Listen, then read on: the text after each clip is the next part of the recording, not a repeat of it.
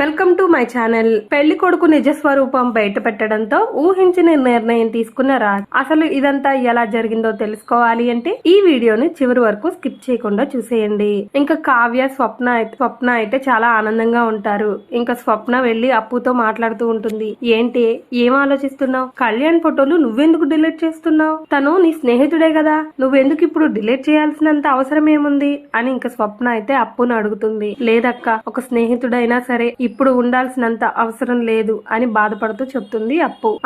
నువ్వు నిజం చెప్పు, కళ్యాణ్ ని ఇంకా నువ్వు ప్రేమిస్తున్నావు కదా, నీ మనసులో ఇంకా కళ్యాణ్ ఉన్నాడు కదా, నీ మనసులో కళ్యాణ్ ని పెట్టుకుని ఈ పెళ్లికి ఎందుకు ఒప్పుకున్నావు? నువ్వు ఈ పెళ్లి చేసుకోవద్దు. నీ జీవితం నువ్వు బాగుండాలని కోరుకోవాలి గాని ఇలా ఇంకొకళ్ళ కోసం నువ్వు నీ జీవితాన్ని ఎందుకు త్యాగం చేస్తున్నావు? అసలు నీకు అర్థమవుతుందా? ఈ పెళ్లి జరిగితే అసలు నీ జీవితం ఏమవుతుంది అనేది ఒక్కసారన్నా ఆలోచించావా? వద్దే, ఎవరో కోసం నీ జీవితాన్ని ఎందుకు త్యాగం చేస్తున్నావు? అసలు ఈ పెళ్లి ఇక్కడ దాకా ఎందుకు రానిచ్చావు? లేదంటే ఒక పని చెయ్యి, ఈ పెళ్లిలో నుంచి పారిపో.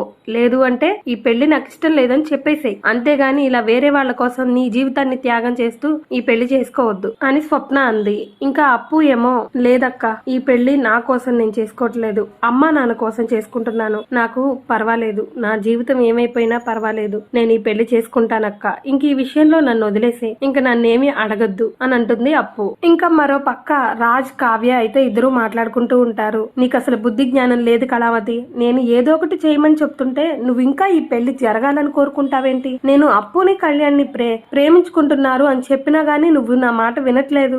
నేనే ఏదో ఒకటి చేసి ఈ పెళ్లి ఆపుతాను, ఈ పెళ్లి జరగకుండా చేస్తాను చూడు, అప్పుని కళ్యాణ్ని ఒకటి చేస్తాను కళావతి చూడు అని రాజు అన్నాడు. ఇంకా కావ్యేమో, నేను మిమ్మల్ని ఆపుతాను, మీరు ఈ పెళ్లి జరగకుండా ఆపాలని చూస్తున్నారు కదా, నేను ఈ పెళ్లి జరిగేలా చేస్తాను. మీరు అలాంటి ఆలోచన ఉంటే మానుకోండి, పెళ్లి ఆపే ప్రయత్నాలు మానేసేయండి. మీ పిన్ని రుద్రాణి లాంటి వాళ్ళు ఇలాగే మాట్లాడుతూ ఉంటారు, మీరు కూడా వాళ్ళలాగే మాట్లాడుతుంటే నాకు చాలా ఆశ్చర్యంగా ఉంది. ఎలా అయినా ఈ పెళ్లి నేను జరిగేలా చేస్తాను అని కావ్య అంటుంది. ఇంకా రాజు ఏమో, లేదు, నేను ఈ పెళ్లి జరగనివ్వను, చూస్తూ ఉండు కళావతి అనేసి వెళ్లిపోతాడు. ఇక మరో పక్క రాజు ఒక్కడే నుంచుని ఆలోచిస్తూ ఉంటాడు. వీళ్ళిద్దరి గురించి నేనే ఏదో ఒకటి చెయ్యాలి, ఏం చెయ్యాలి అని ఆలోచిస్తూ ఉంటే పెళ్లి కొడుకు గుర్తొస్తాడు. పెళ్లి కొడుకు అన్నిట్లోనూ పాజిటివ్ గా ఉన్నాడు కదా, పెళ్లి కొడుకుతో ఒకసారి మాట్లాడి చూస్తే పెళ్లి కొడుకు అర్థం చేసుకుంటాడేమో కదా అని తనలో తనే అనుకుంటాడు రాజ్. ఇంకా పెళ్లి కొడుకు దగ్గరికి వెళ్లి రాజ్ మాట్లాడదామని వెళ్తాడు. ఇంతలో పెళ్లి కొడుకు ఫోన్ మాట్లాడుతుంటే వింటాడు దూరం నుంచి. పెళ్లి కొడుకు ఫోన్ లో మాట్లాడుతూ,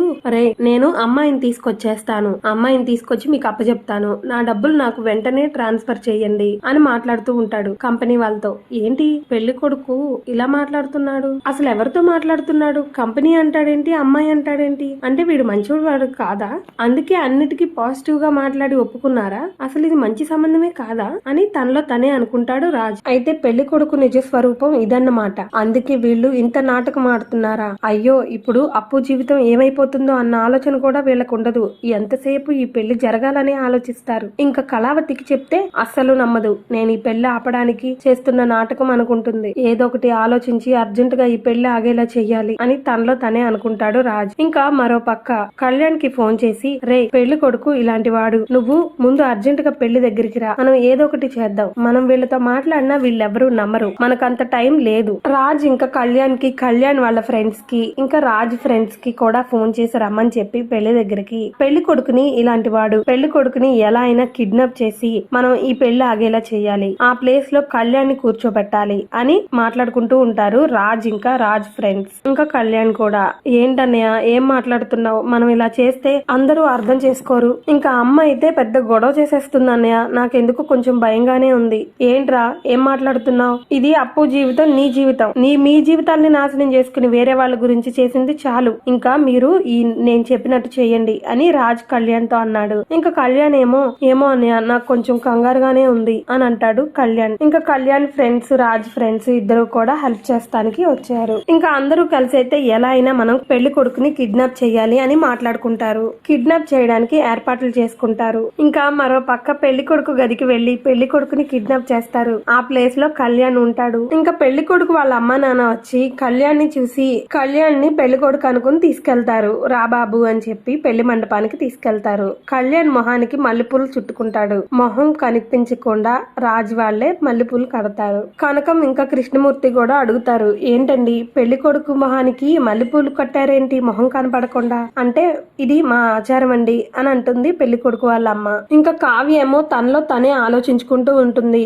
ఏంటి ఈయన ఎక్కడా కనిపించట్లేదు, వీళ్ళు ఏం చేస్తున్నారో, మళ్ళీ ఏదైనా ప్లాన్ చేయట్లేదు కదా అప్పు పెళ్లి ఆపడానికి. మళ్ళీ ఏదన్నా అయితే ఇంకా రుద్రాణితో ధాన్యలక్ష్మి గారితో ఇంక నేను పడలేను, వాళ్ళు ఏదో ఒకటి ఇంకా నన్ను సాధించినట్టే నా చెల్లెల్ని కూడా సాధిస్తూనే ఉంటారు అని తనలో తనే అనుకుంటూ ఉంటుంది. ఇంకా మరో పక్క స్వప్న అప్పుని తీసుకుని వస్తూ ఉంటుంది మండపానికి.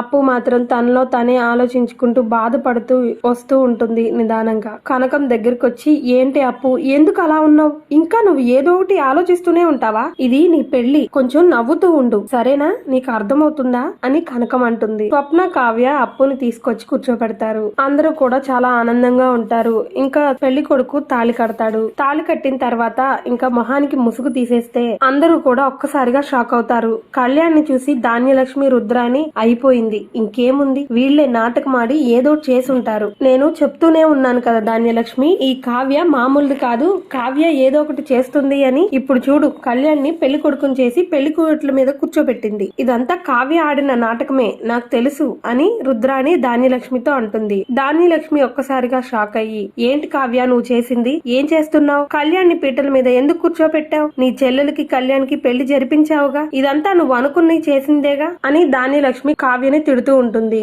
ఇంతలో రాజు ముందుకు వచ్చి, ఆగు పిన్ని, నువ్వు కళావతిని ఎందుకు తిడుతున్నావు, చేసిందంతా నేను, ఆ పెళ్లి కొడుకు మంచివాడు కాదు, ఆ పెళ్లి కొడుకు కంపెనీ వాళ్ళ తరపున అసలు ఇక్కడికి వచ్చాడు, అప్పుని అమ్మేయడానికి డిసైడ్ అయ్యారు, చేసిందంతా నేను, నాటకం ఆడిందంతా నేను, ఎందుకు అర్థం చేసుకోకుండా కళావతిని నిందిస్తారు మీ ఇద్దరు అని రాజ్ రుద్రాణిని ఇంకా ధాన్యలక్ష్మిని అన్నాడు. ఇంతలో అపర్ణ ముందుకొచ్చి, ఏంట్రా ఇదంతా, నువ్వు చేసావా, నువ్వు ఈ పని ఎందుకు చేసావు, అసలు పెళ్లి కొడుకు మంచివాడు కాదని నీకెలా తెలుసు, పెళ్లి కొడుకు నిజ స్వరూపం బయట పెట్టే అంత టైం లేదు మమ్మీ, అందుకే నేనే ఈ పెళ్లి చేశాను, వాడు అప్పుని తీసుకెళ్లి అమ్మేద్దాం అనుకున్నాడు, డబ్బుల కోసం వాళ్ళు ఈ నాటకం ఆడుతున్నారు, అందుకే నేను పెళ్లి కొడుకుని కిడ్నాప్ చేసి నేను కళ్యాణ్ని తీసుకొచ్చి కూర్చోపెట్టాను, లేదంటే అప్పు జీవితం ఏమవుతుంది, అప్పుని ఇలా తీసుకెళ్లిపోతే అప్పుడు మీకు సంతోషమా, ఇప్పుడు ఎందుకు మీరు ఇంత ఇదవుతున్నారు అని రాజ్ చెప్తాడు అపర్ణతో. కావ్య ముందుకొచ్చి, ఏంటండి ఇదంతా, అప్పుకి ఈ పెళ్లి సంబంధం వద్దు అనుకుంటే మీరు నాతో చెప్పుండాల్సింది, నేను అప్పుడు ఏదో ఒకటి చేసి పెళ్లి ఆపేదాన్ని, అంతేగాని కళ్యాణ్ని తీసుకొచ్చి పీటల మీద కూర్చోబెట్టడం